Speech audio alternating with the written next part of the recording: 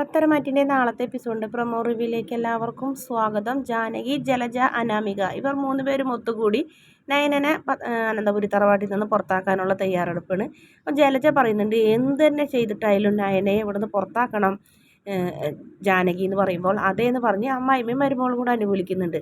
പിന്നീട് അനാമിക നന്ദുവിനെ കുറ്റം പറയുന്നുണ്ട്, പോലീസ് വേഷം പെൺപിള്ളേർക്ക് ചേർന്നതല്ല എന്ന് പറഞ്ഞപ്പോൾ ആര് പറഞ്ഞു, കാക്കി വേഷം പെൺകുട്ടികൾക്ക് നന്നായി ചേരും, അവൾ നല്ലോണം പഠിച്ചിട്ട് തന്നെയാണ് അത് നേടിയെടുത്തിട്ടുള്ളത്, കിട്ടാത്ത ആൾക്കാർക്ക് അതൊക്കെ പലതും തോന്നുന്നൊക്കെ പറഞ്ഞ് നയനെ നല്ല ചുട്ട മറുപടി കൊടുക്കുമ്പോൾ അത് മറിഞ്ഞു നിന്ന് കേൾക്കുന്നുണ്ട് ദേവയാനിക്ക് അത് കേട്ടിട്ട് വല്ലാത്ത സന്തോഷമാവുന്നുണ്ട്.